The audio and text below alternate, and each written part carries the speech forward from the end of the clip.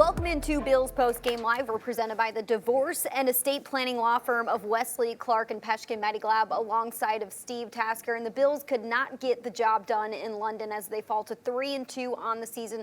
Final score 25-20. Jaguars beat the Bills. They are now 3-2 on the season. And the offense just really couldn't get into a rhythm. If you look at the time of possession here, the Jaguars held on to the ball for 38 minutes, while the Bills just had the ball for 21 minutes. The defense had a lot of injuries, but they did their job, sacking Trevor Lawrence 5 times, taking the ball away twice. But when the ball went into the offense's hands, they could not get a play going, a good drive going, really, to move the ball down the field and get some points. It took a lot for this offense to get things moving, and sure, at the end of the game, they started to get things going there. But it didn't seem like from the jump of this game that they were wheeling and dealing like we saw them do in last week's game against the Dolphins. So, Steve, what do you make of how this game went from start to finish? The offense starts with 4 straight punts. Yeah, that was a little surprising. They couldn't get a first down the first couple of series, which is really strange, and they really struggled. Whether it's a slow start, whatever it was, the defense actually, after getting decimated by injury, Daquan Jones goes out. Matt Milano, they lost him with an injury. So now you've got both starting cornerback 1 and 2 are out for this game. Then you've got your all-pro linebacker. Then your defensive tackle's out. Taron Johnson left for a minute, and Leonard Floyd had to leave for a minute. Ed Oliver had to leave for a minute. I mean, it looked like they weren't going to have enough defensive guys to play. Contrary to that, the defense actually, as you said, held their own on a day when they had trouble. The only thing the defense had trouble doing was getting them off the field later on. Yes, they kept giving up first downs. They were 10 of 18 on third down. 56% were the Jaguars. That kept the defense on the field quite a bit. Points were a premium. The Bills could not capitalize on the turnovers they got, and they really struggled to move the ball consistently. They got put together 1 or 2 drives. The 75-yard drive, which we'll talk about in a minute, late in the game when they did it in less than a minute, was spectacular, but it was when the Jaguars had kind of stood up and taken a breath and kind of let their foot off the gas, and the Bills made them pay for it real quick. The Bills were able to score going into halftime, and then coming out of halftime and in the second half, they go punt, interception, and you're thinking maybe we're going to get some momentum here to start the second half. That wasn't the case for the Bills. They were able to put a couple scoring drives together at the end of the game, but it wasn't enough to get in the win column. Josh Allen on the podium right now answering some questions, so we'll get right over to him in London. They're putting us in what we call red situations. We weren't very efficient on first and second down. Never felt like we really got into a rhythm until late there. They came out, they had a good plan. Would you say penalties, drop balls, stuff like that really hurt you guys today on offense especially? Yeah, we didn't take care of the little things. And that's on us captains, making sure that this team's ready to go. And the opposing team, they were ready to go today. We weren't. Result aside, could you describe how it felt to lead your team out to the rich fans? Yeah, it was obviously a great energy in the stadium. They showed out and seemed like there was a lot of Bills Mafia in the house, which is great. Just wish we could have gave them a win. 14 rushes for 29 yards as a team. When you can't run it like that, you're one-dimensional. How tough is it? Yeah, it's not a great stat. We'll get in there and learn from it and hopefully move on. We got a game next Sunday. So. Did you feel coming in as late as you did may have rushed you guys a little bit to get your bodies caught up? And I'm not going to use it as an excuse, but did it feel like it was a rushed needing to get ready for this game? I don't think so. At the end of the day, we gotta be ready to play on Sunday, and it doesn't matter if we traveled on Saturday, Friday, Thursday, Monday, 2 weeks ago. It doesn't matter. Like, we didn't put out our best stuff, and they did, and that's why they beat us. Actually, were you doing anything you didn't anticipate? Like, why do you feel like the offense wasn't ready, wasn't executing what it should? We don't feel like they did anything out of the ordinary for them, but don't get it twisted. They got a good group over there, and they played well. You had 2 deep balls to Steph, one completed, another one they pulled it away for the interception. What did you see on those 2, and what do you think happened on those 2 plays? Yeah, he did a little double move on both of them. The first one, he's wide open, and it's just don't miss him. And then the second one, moving up in the pocket, the ball actually got jarred out of my hand a little bit, had to reset, so it got me a little bit late and just left it a little bit underthrown, and the guy made a good play. Hey, Josh, if Milano goes down, you're in the zone, so what would you like to watch your defense shorthanded sort of make some stops and keep it moving? Yeah, well, I'm not sure what's going on with Matt. Prayers going out to him. You know, he's one of our key pieces on that defense, and he flies around and he makes a lot of plays for us. So, you know, hopefully it's not a crazy injury, and hopefully we can get him back on the field soon. But you know, our defense made some key stops when they had to. You know, we got to be better for them. What was it, Josh, that was able to get you guys going? You were able to rally late. What did you find offensively? What did you overcome to kind of get in that gear? Just a little bit of tempo and just trusting what we were seeing on film, and getting to, I don't know, good plays, I guess. We came out in that late in that third quarter, early fourth, and felt like we had some more urgency, and we didn't have that early on in the game, so we got to be better with that.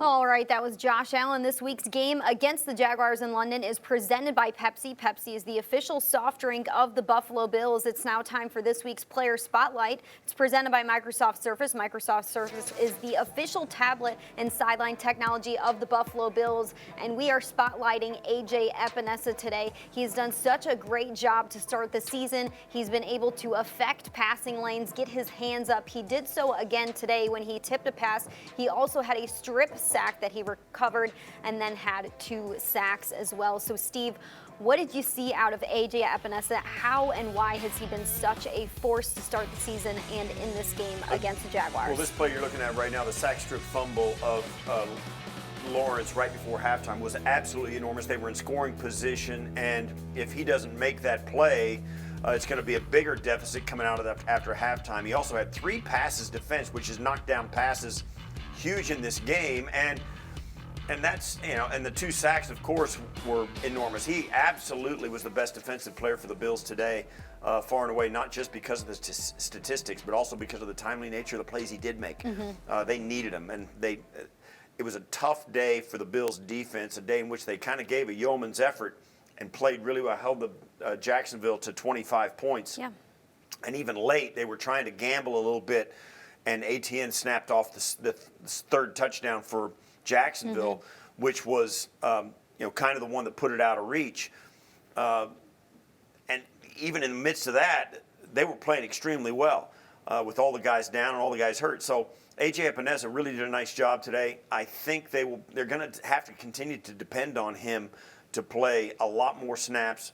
They're getting decimated by injury. We'll see what that looks like in a couple of days. But in a year where we were wondering if A.J. Epenesa was going to step forward, he consistently had, in this first month of the season, he has played extremely well. Why do you think he's been able to step forward this season? Do you think it's a good understanding of the playbook and feeling like he's at the right play weight and also has the strength to be able to play in the NFL? I know a lot with A.J. heading into the NFL was we need to make sure he's at the right weight for the type of defense that we play. And then, of course, as you're heading into the NFL, your first 2 seasons, you're really getting accustomed to an NFL playbook. So why do you think we've kind of seen him just like go straight out of a cannon this season and really not hold back at all? Some of it has been opportunity, no question.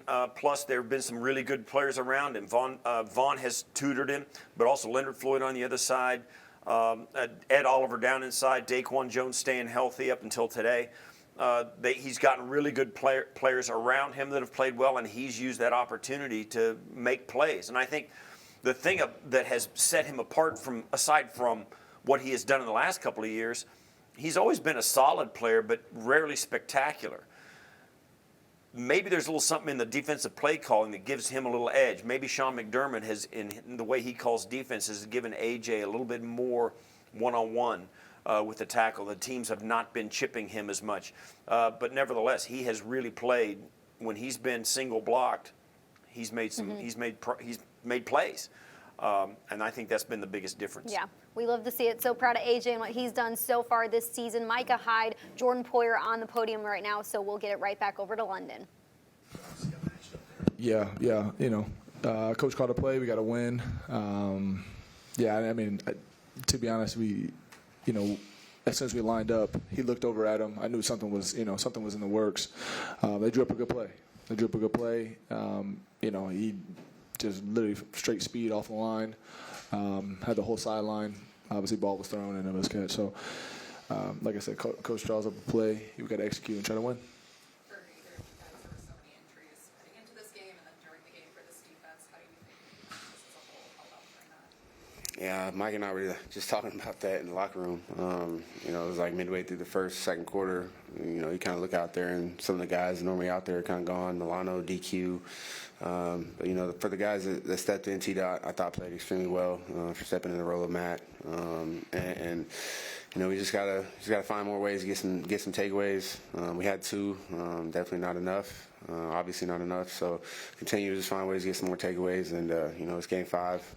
We've been here before, so we'll find a way to bounce back. Do you guys feel like the travel impacted how the team was feeling today? No. I mean, they just went out there and played a good game. Gotta give them credit, but we didn't execute when we needed to. Third down, we had some big stops in the red zone. But at the end of the day, we got to get off the field to get the offense the ball back. Jordan, how tough is it 2 weeks in a row to trigger this last week and now to watch those guys not the lead game? What goes through your head? Yeah, honestly, I just heard the news about Matt, and it's tough. This league's gonna move on. It's next man up. As you saw last week, I went down. T-Rat came in the game. Today, Matt goes down. T-Dot comes in the game. So, it's really unfortunate. It's a game we play. It's tough. But we're praying for those guys. Mike, everybody says next man up. Mm-hmm. That's true. A guy like Tahir hasn't dressed and hasn't played and now gets put out there. What's it like for him, and what was it like? Did you see? Obviously playing with him today. Yeah, I think ultimately it's his job to go out there and perform, and it's our job to get those guys lined up and giving them confidence to go out there and play well. So, I feel like Kay stepped in and did his job. Obviously, could he have made some better plays? Yeah, I could have also. So, it's a game that we're all going to learn from and bounce back next week. One of the bright spots for this defense today was Epenesa. I know you guys talked about him a few weeks ago and what he's been doing in practice. Just what did you see out of him today? Just continuing the ball, man. He's been playing well for us, and he's going to continue to play well for us. Seems like he gets his hand on balls every single week. I got to pause that one. But yeah, he's just a great player. It's really cool to see him grow from year 1 to I think this is year 3 or 4 for him, and just on and off the field, his growth, and I'm excited to see him continue to grow and help this defense and help this team win football games. Micah, Jordan, I realize it's next man up, but just kind of generally, when this defense loses a guy like Matt Milano, all that he does and the ground that he covers out there, can you just describe the impact, what you miss as a unit when he's not here? That's going on 7 years of experience playing together. Obviously, guys have been in and out of the lineup with Tre'Davious and myself throughout these 7 years, but that's a lot of snaps we've played together, communication-wise, knowing the defense, same defense. So, he's out there playing fast, and he's able to play fast. So, you can talk about next man up. That it does hurt for sure. All-pro Lano, that's what we call him, because he is all-pro. He's sideline to sideline making plays on the ball, and you've seen it in the first 5 weeks of the season. So, we just got to continue to give the guys behind him confidence, and that's the only thing we can do at this point. Buried a little bit underneath everything that happened, is Miller returns to the game. What was it like having him back in the huddle? It's huge, man. It was huge. Just seeing 40 line up, pre-game, seeing him get ready. He gives a lot of guys confidence, including myself. Obviously he was out there probably on a pitch count. Can't just throw him in the fire, and Vaughn's going to continue to progress, and we're excited for that. Thank you. See you back home. All right, that was Micah Hyde and Jordan Poyer. I want to reset with the injuries on defense and where this team is at right now. So heading into this game, Greg Rousseau not a part of the lineup. He did not make the trip over to London. Christian Benford Also out, Shaq Lawson was dealing with a toe injury. He was not a part of the lineup today either. And then Matt Milano comes out of this game with a knee injury. We do not know about his status. I'm sure we'll get an update possibly from Sean when we hear him speak, or maybe later Monday when we hear Sean speak again. And then Daquan Jones comes out of the game with a pec. He was ruled questionable, but we did not see him return to this game. A couple other defensive players were in and out of the lineup, but you saw Kaiir Elam step in for Christian Benford, the first time he was active and a part of the lineup this season in his second year as a Buffalo Bill. And then we saw Dorian Williams and Tyrell Dodson split some time over at weak side linebacker in place of Matt Milano. Dorian Williams did come in first, and then we saw Tyrell Dodson come in later in the game. So, Steve, watching some of these guys who haven't got as many snaps yet to start the season, in Dorian Williams, Tyrell Dodson, and Kaiir Elam, how did they do with the opportunity they were given, knowing that they could get bigger opportunities going forward if some of these guys are out for multiple games? The defense did not play badly at all. At the end, they gave up that last touchdown, which, when they had to kind of get the ball back, try to make some plays, and they snapped off a big run when somebody got blocked outside of their run fit. But I thought the young guys, and there's no question, Kaiir Elam got targeted today. The Bills went man, and when they did, they went at Kaiir Elam. And, of course, Calvin Ridley can do that to guys. It was a tough day for the entire defense. Calvin Ridley is a tough guy. He's a Steph Diggs type player. And he played like it. So their ability to get him the football and to make him hard to find for the defense and to get him single coverage was a great job by the Jacksonville staff. The Bills really, the one problem the Bills defense had was getting them off the field. Yeah. The time of possession was a real problem. The first downs, the third downs. Josh Allen and this offense couldn't get on the field, couldn't get a rhythm in the first half. They finally got a little bit of it, scored right going into halftime. And then when they came out, they could not catch back up to the Jacksonville defense. The Jacksonville defense seemed to be a step ahead. Mm-hmm. They were winning some matchups up front, some pretty untimely penalties on both sides, really, for both teams. But for the Bills, it really happened on plays that really took them out of their rhythm offensively. It happened a little bit to the Jacksonville Jaguars, too. Some of the penalties they got were crushers for them. But, man, oh, man, you talk about a game that was hard to watch because of the number of penalties that were called, not only accepted, but called overall. It was really a game where you had trouble getting some rhythm, even as a fan watching it. Mm-hmm. 19 total penalties were called in this one, 11 for the Bills for a loss of 109 yards, and 8 for the Jaguars, loss of 56 yards for them. We're going to head back into the locker room and go to Dion Dawkins, hear what he had to say after this one. Applicable as this one, as much as you struggled today? I don't even know, man. I mean, it sucks. It sucks to lose. Positive plays breeds more in positive plays. We got to put more positive plays in the game instead of negative plays. It happens. You win some, but you lose some. But next week, you'll see a different team. Run game, James finished with negative yards rushing today. Anything you can say for what went wrong with that? Nothing really. We really didn't run the ball. We passed. When we were in the game, we were behind. So we're going to throw more than pass. It's just game plan stuff. How did you feel? How did you think that with the travel and the change of schedule? How do you think? Can't blame it on that. Yeah, I wish you could blame it on that, but you can't. Happens. I know you don't want to make an excuse. Dawson mentioned that too. But was there anything different about the last couple of days coming into this game? Or did it feel like a regular game day? It's no excuses, man. The start of a game is the start of a game, no matter what time it is, no matter what state, country, it doesn't matter. It is and what it is. It really does suck, But the good thing is we got a long season, super long season, and the best part about it is they're not in our conference. So I can see if we were playing the Patriots, the Jets, or the Dolphins in our conference, and this one bit us, but not that it doesn't hurt because winning sucks in all forms, but we have another chance next week to get back in front, and that's what we're going to do. Yeah, they have a grass field, but you played on turf today. It was weird. What was with it? Who knows, man? London is doing London things hey, they rolled their thing out, and we had to play on it. So How was it? it was different. I overall thought that the stadium is beautiful. Like, you know, I don't like turf. Nobody really does, but that's also not an excuse. But the stadium overall, beautiful, top to bottom. The reason I asked is because a lot of the guys, there were so many injuries today, and I Yeah. don't know, I mean, you're not a doctor, but was there talk among the guys about that being a factor? You know, and I hate to just keep saying this, like, you could blame it on so many things, but when it comes down to it, like, the NFL is 100% injury rate. So with it being 100% injury rate, it can happen in London, it can happen in a home game, it can happen at an away game. So it sucks that 100% hit a couple of our guys today, and it looks like it could be this or that, but 100% is 100%. You know, if you're gambling, you're 100% winner. So, you know, it's undefeated, really, truly. On the penalties today, it seemed like you kind of shooting yourself in the foot a few times with those. I mean, Yeah. how impactful were those?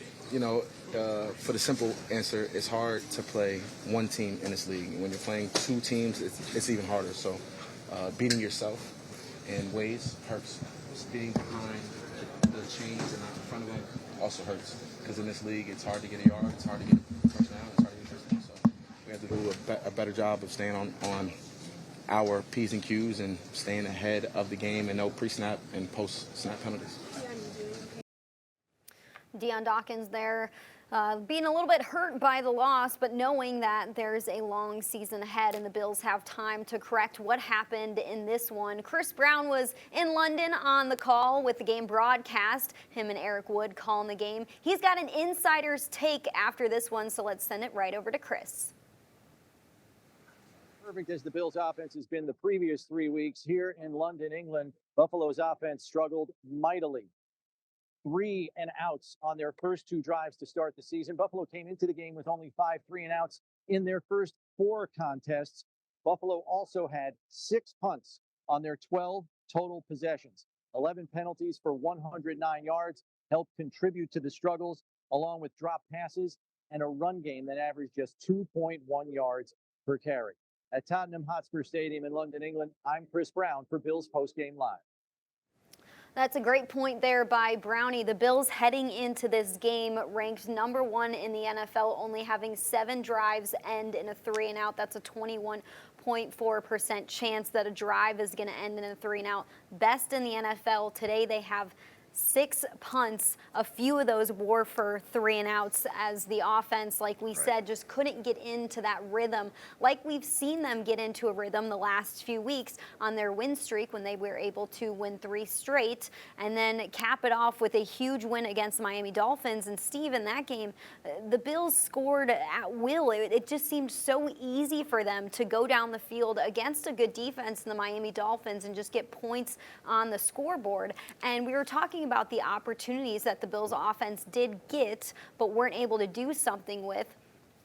If you look at the drives that the Jags had, in 5 straight drives, they did not score. Now, this goes from the first half into the second half. To end the first half, the Jaguars go punt, punt, fumble. Coming out of the locker room in the second half, they go punt, fumble. Then they started scoring again, but those are 5 opportunities that the Bills offense, they were able to get but couldn't really do a lot with.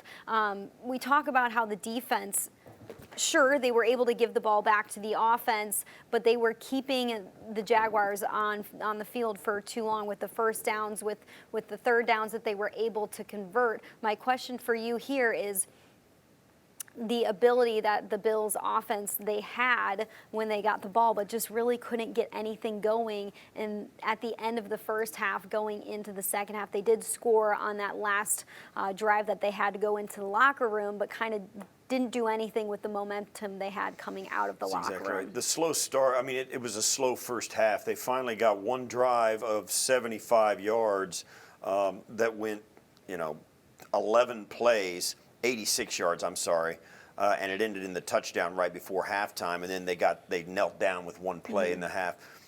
They came out after halftime, and it was kind of more of the same. 4 plays, then another 4 plays, and another 4 plays. 3 drives with 4 plays. They couldn't move the football. They couldn't stay on the field. Was it the Jags defense, what they were doing, Some what of that, they were it had game to be, planning? but it was also the Bills doing it to themselves. You don't come out and go 3 and out after having an offense like they have the last month. You don't come 3 and out, 3 and out, 6 and out, 4 and out on the first 4 possessions of a game. Something wasn't right. Whether it was the time change, I kind of doubt all of that. I think it was probably it might have had something to do with the fact that they had 3 or 4 of their players going down on the sideline with injuries, and that changes your mentality. Whatever it was like a Jaguars game like we've seen before. This team just didn't play well offensively. The last time these two teams played each other, 9-6, the Jaguars got the win in that one as well. Sean McDermott now on the podium. We'll hear from him as we send it back to London. Give credit to the Jacksonville Jaguars. They came out and made the plays they needed to make. And obviously we came up on the short end here. Injury update for you.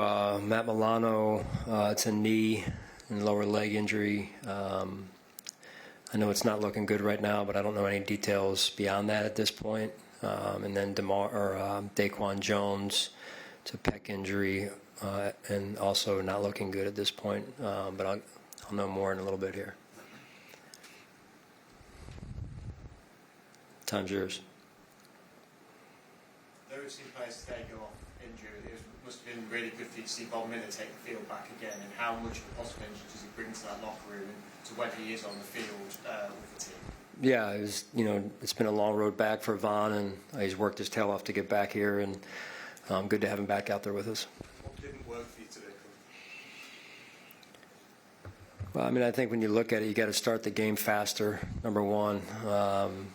I think we started 3 and out, 4 and out, maybe 4 punts in a row, I believe. So we got to get started faster, and just the overall, getting the ball back to the offense sustaining a drive, right? Penalties, too many times shooting ourselves in the foot, whether we're about to get off the field or we're starting to get into a rhythm offensively, and then we have a penalty or a negative play that sets us back. So just all in all, not good enough. Sean, I know that you're a firm believer in the next man up, but Matt Milano's a little different piece. When you lose him from that middle of your defense, what does that do in game in particular?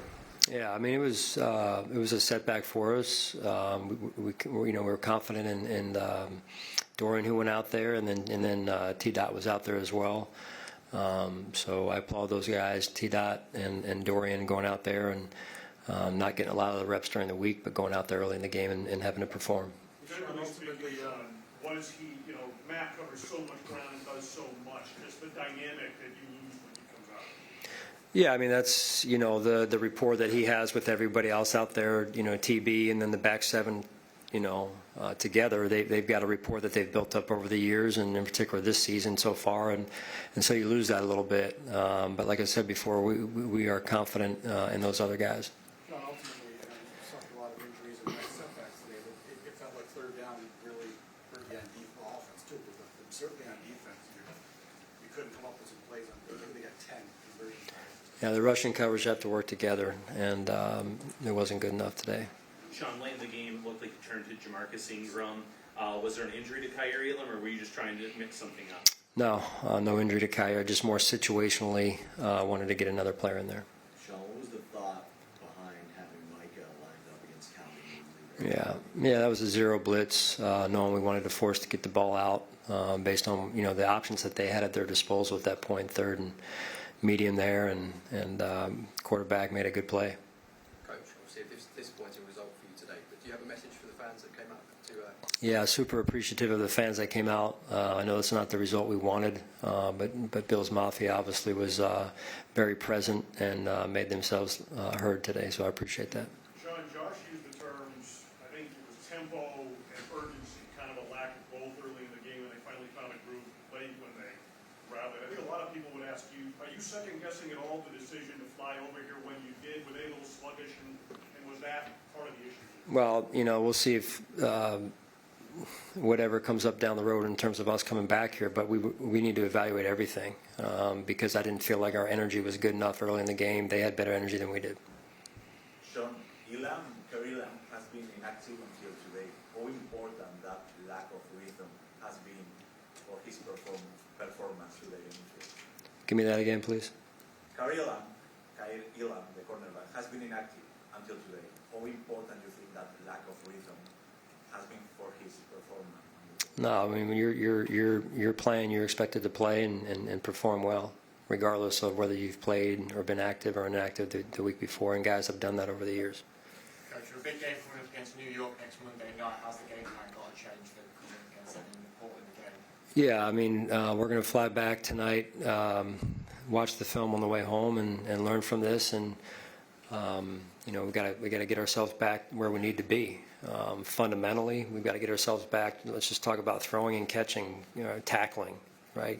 Those are the things that are at the forefront of some of the reasons why we got the result we did today. And so we got to go back and make sure we're emphasizing that and that along with just getting us in sync on both sides of the ball a little bit quicker and then playing better complementary football, all three phases. Yeah, he showed up. We were getting low on numbers there, and the D-line, we only, had but so many players down the stretch there. But I noticed AJ. I thought he performed well and gave great effort. He's had some strong games recently. Do you think this is a level he's maintaining, or was today a step forward? Well, I think he's playing confident football. I think he's mentioned that before. His confidence is at a different level this year, and that's showing. Because of the result, it may go under the radar a little bit. But Von Miller comes back. How nice was it to have him back in the lineup there to kind of solidify everything up front? Yeah, Von was on a pitch count today, so we didn't have him, through the second half like we would hope down the road here. But it was great to have him back on the field, and you could just see him out there and his impact on the game. You said you don't know what the plan is for coming back another time. Do you welcome playing here? We would, yeah, absolutely, we would. We enjoyed just the opportunity to be over here. It's an honor to be selected to play here, and certainly appreciative of our hosts here in London. Sean, 14 rushes for 29 yards. Could you see from your vantage point what Jacksonville's doing to follow the guys up? Yeah, at the end of the day, we got to be able to win the line of scrimmage a little bit more. I think we had 29 yards rushing. That's not going to be good enough to win most times in the NFL. Thank you. Sean McDermott, they're referring to the energy on his sideline to start the game. He said it wasn't as good or wasn't comparable to what the Jags had to start the game. Did you feel that too from watching the game? It seemed like once Matt Milano came out of the game, the sideline kind of went a little bit dead. Yeah, I would think that it wasn't just Milano, it was probably Daquan Jones as well. And then there, it seemed like every play there was a defensive guy stand down. Leonard Floyd had to walk off and hobble off. Ed Oliver had to hobble off. It was bad for a minute. It was like one player after another, let alone Milano being helped off in the cast and Daquan coming off with a pec injury. It was rough. Plus already being down your top two cornerbacks in Christian Benford and Tre'Davious White. All of a sudden, you're looking around, going, "Man, how are we going to play these guys?" So I think that sitting up, and I think when you're on the sidelines as a player, you look around, going, "All right," you're kind of regathering around, looking around. Okay, who's going to go in next? What are we going to do here? And that you're not doing anything. You're not playing. You're not focused on the game. You're thinking about, okay, what's next? What are we going to do? So, yeah, I would think that sucked the energy out of that sideline really quick when multiple guys started going down. And then a lot of those guys like Leonard Floyd, Taron Johnson came off for a minute. They came back in the game. But for a minute, you're just trying to figure everything out. It looked strikingly, shockingly bad. Like every single play, there was a guy coming off. Now, like I said, some of them were minor and they came right back on. But man, oh man, that makes you stop and hold on to the railings for a minute here. Let's get our balance back. So I think that contributed to it because it happened in the first half of the first quarter. Yeah. In the first two series offensively for Jacksonville. It was I was like, I thought it was a joke. So it's tough. It turned out not to be as bad as it was in those moments. Those guys came back in and they started to get their rhythm back and actually play a little better defensively throughout the game. But man, oh man, I think that contributed to the team's shock a little bit of we may not get through this game with 50 guys, with 22 guys that can actually line up on either side of the ball. While the defense was a little bit down and out trying to figure out who can play in this game when they had guys coming out left and right, Jamie Erdahl of NFL Network did report that she saw Stefon Diggs going down the sideline, going to every single guy, like making sure they were okay, talking to them, and all of that. So Stefon Diggs was bringing a little bit of energy, trying to get his group riled up a little bit in the first quarter. You don't do that unless you feel something. Yeah. You don't do that unless you're saying, hey, guy, hey, I see you, here we go, come on, I'm with you, that kind of thing. Yeah. So Steph was stepping into something he saw needed to be done. And so it's pretty accurate to make the observation something was going on with the mentality of the team early on, and Steph was feeling it. Sean McDermott reported that Matt Milano is dealing with a lower leg knee injury, and Daquan Jones dealing with a pec injury. Said it's not looking good for the both of them, but said he would have another update later on. I would guess that we'll hear that update Monday when we hear from Sean McDermott. One more person on the podium. He was on a pitch count today, but it was great to see him out there. Let's head over and get some Von Miller sound before we wrap things up here. I felt pretty good. It felt, good just to be out there with the guys. Like I said, on Wednesday, practicing in Buffalo. It just felt good to be back in the motion. It's a great starting point for me, and I can build on that for sure. What's it like when you see a guy like Matt Milano go down? It's such an important piece of the Yeah, it was tough. It was tough. I saw him in the blue tent. I was trying to check him out, looking there and see if it was just minor, and thoughts and prayers go to Matt Milano for sure.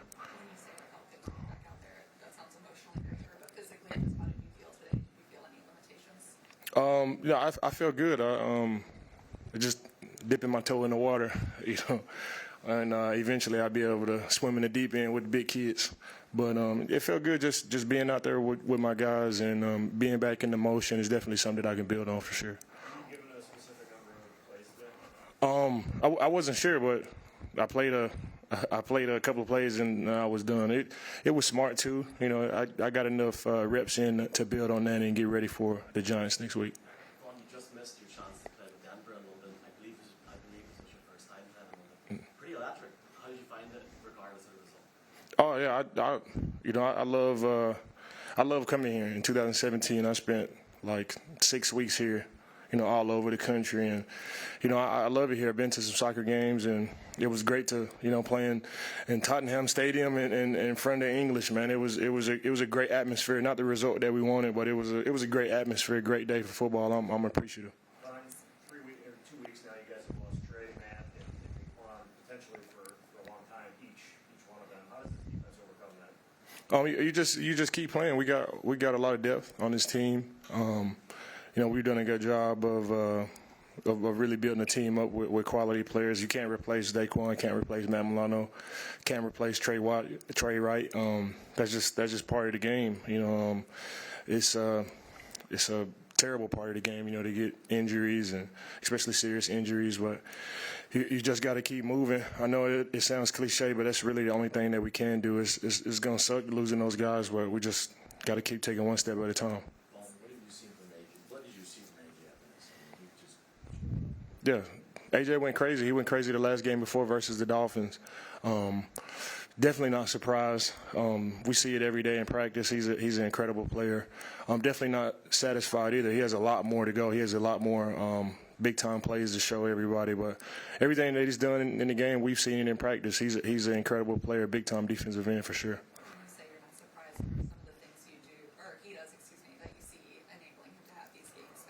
He practices hard.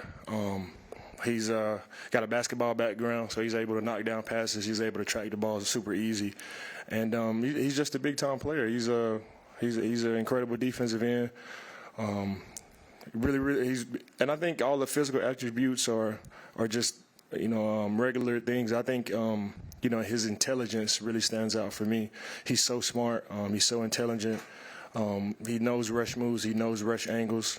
He definitely knows how to play football. He's a big-time defensive end for sure. Ron, I know you weren't out there at the end, but did you feel like fatigue set in for the defense overall? It was 70-plus plays when you were out there. No, I mean we're built for games like this. We practice hard.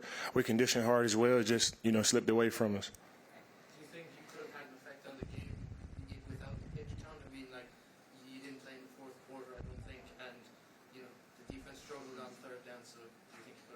as a competitor, I always feel like, I can do more, but it was just the smart call. I was just, dip my toe in there and, was able to, swim. And, eventually I'll be able to swim with the big kids in the deep end for sure. You are one of the best defenders in the history of the game. What can we expect from you this season? Can you be the X factor that brings this defense to the next level? I mean, if you're asking me, yeah, 100%. That's what I've been doing my whole entire career. This is just a starting point. I felt good going out there. I definitely felt like I could have did more. Definitely felt like, I wasn't all the way there yet. But I feel like it was a great starting point for me, and I just continue to build. And, most likely, definitely I'll be able to be the player that I've been in the past for sure. Yeah, I did. It was tough, after losses, especially to, your buddy like that, But that's just the right thing to do, go over there and talk to my guy. I really wanted to run in and, not say nothing. But that's my brother, man. And no matter how much it sucked, family first. And we got a really, really long history and had to go chop it up with him. And, he gave me a kiss on the cheek. Yeah, we had switched jerseys. He gave me a kiss on the cheek, which is a little bit, rubbed it in a little bit, but it's all good. That's my guy. And we'll definitely see those guys again in the future for sure. What do you think about the crowd of Bills Mafia today? Bills Mafia is incredible. It doesn't matter if it's the United States or London. Even if we played in Madagascar, I feel like we would have had that type of crowd for sure. Bills Mafia, we travel well. We have incredible fans, and it was definitely refreshing to see so many Bills Mafia fans here today. Thanks, guys. Appreciate you. Steve, Josh Allen goes 27 of 40, completes 67.5% of his passes for 359 passing yards, 2 passing touchdowns, 1 interception, a 102 passer rating. A pretty good game by him. I know the Bills couldn't string drives together, but looking at stats, which I know is does not make up the win column at the end of the day, he was able to complete most of his passes and had a good passer rating. One of the guys that he completed quite a few passes to was Stefon Diggs, who has 8 receptions, was targeted 11 times, has 121 receiving yards and 1 receiving touchdown. Some of the plays that he was targeted on were a few big plays. I mean, there was that 48-yard reception that they connected on, and you just wish that they could have found each other more in this one, because it seemed like when Josh Allen was able to find Stefon Diggs for completion, the ball got moving a little bit, and he was that spark on offense. He was that spark on the sideline, as we just talked about. What type of game did Steph and Josh have together, and why did you maybe want to see a little bit more of it? Yeah, Steph was still on a day where the offense struggled. He still had 8 receptions on 11 targets. That's a pretty high efficiency rate. You can live with that. You like it 100%, but it's hard to do, right? You got to give the other guys credit as well. 121 yards and a touchdown. Gabe Davis, 6 catches on 8 targets. You like the efficiency of that. Those guys are doing it. Gabe had 100 yards himself. So both those guys are playing at a high level. And it's frustrating when you get to the end of the game and your offense looks like it had a pretty good day, and they could not get first downs. One of the problems was, and we saw it on the 2-point conversion. You get Josh to take the easy thing, the thing that the defense is giving him. Take the check down, take the small, short crossing route, take the flat route to the running back on the sidelines or whatever. But when he does that, somebody's got to make a play. Somebody's got to get past the first down marker. They're letting the Bills throw the ball short of the sticks, and particularly in this game, the Bills were not getting any yardage on first or second down, and the run game was absolutely abysmal. So you were third and long. You take that short pass, somebody's got to get to the sticks with the ball in their hands. Nobody could do that today. The Bills end up less than 50% on third down. They couldn't stay on the field offensively and couldn't get into a rhythm and couldn't stack good plays on top of good plays. Their first and second down offense was not good enough today, and it put too much pressure on third down for them to make a difference. 29 rushing yards from the Bills' offense. The Jags' defense heading into this one was tied for the 8th best rushing defense, only allowing around 94 rushing yards per game. The Bills go well under that. Stefon Diggs closing us out this afternoon. Let's get right over to London to hear from him. What do you think the issues with that? Yeah, we had a slow start. Yeah, sorry. We had a slow start. Trying to get clicking, trying to figure it out. You know how it is with certain games. You know, can't attribute it to anything other than execution. I'm saying on the offensive side of the ball. Yeah, pretty much execution. Steph, Josh used the terms. It's all good. Tempo and urgency early in the game. Didn't really have a sense of it or whatever. I'm not putting those words in your mouth. No, it's okay. Did you feel that way? 100%. Like, I felt like on the sideline, I kind of felt it a little bit, and I went on the field, and I was just, echoing sense of urgency. Get out of the huddle. Let's have that mindset. We have it in practice, and we try to build off of it in the game. It's supposed to be easier. You work hard in practice, and it's the carryover. It's supposed to be, all right, you go have fun now. So I felt like, we did have a little, I'm not going to say lackadaisical, but we were kind of like just not as, let's go get it. Let's get after it. We were kind of trying to figure it out. But that lack of sense of urgency, it showed. And then when we get in that mode of not necessarily rushing, but more so like, okay, we got to score. You saw that. So, definitely something to learn from, and a lot of things to learn from this. Is there anything that stands out to you about why that was? Like why that lack of urgency wasn't there early? Nah, like I can't really, I can't put words in anybody's mouth or anything, but, just as a unit, we echo it. That's the standard. We didn't play up to the standard. But I will say it's a lot of things we can learn from this and go grow from it. Steph, one follow to that is just that a lot of people would have a question about the travel that you guys got in here on Friday or whatever, and Sean said that it will evaluate everything moving forward if and when you come back over here again. Did that have any impact, in your opinion? I don't know. Like, it's easy to say that after the game. Like, if we won, what we would have said, like, yeah, we were tired, or yeah, we were this, or yeah, we were that. But it's easy to use an excuse. I'm not a big excuse guy, so I won't say it. But, you're going to have to ask the other guys, like, tired or not or whatever, you're going to get up to play a football game. I'm saying you get up to do the things that you love and play this game, because it's a blessing. Also prayers for the guys we got hurt. But I won't never use an excuse. You can obviously look at the data or whatever, but, man, I ain't really trying to hear that shit. I just, I feel like we could play better. We will be better, and we must. So you mentioned the injuries. I know they were mostly on the defensive side, but what was it like you guys for a team just seeing so many guys go down? Nah, team-wise, we don't think about it, offense or defense or special teams. We all still one unit, so it's tough to see guys get hurt. But flip side, I try to, think about it. We do have depth. We do have a lot of guys that can play football at a very high level. So when you go into that deep, the depth that we have, the deep bench that we do have, guys need to play well. Guys need to step up, and it's still a standard. Sorry. You got it. Oh, thank you. This morning, North London was awash with blue jerseys everywhere. How amazing was the Bills, Matthews, and travelling fans staying in the stadium? One more time.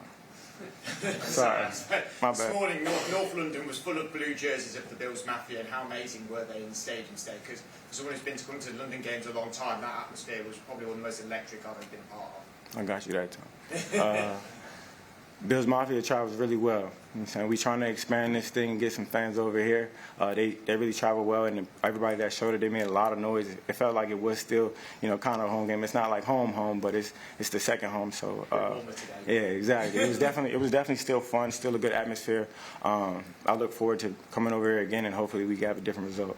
Steph, not asking this. You mentioned talking to guys about a sense of urgency. There was also a moment between the third and fourth quarter when you went out to talk to the defense. What were you talking to them about? Nothing.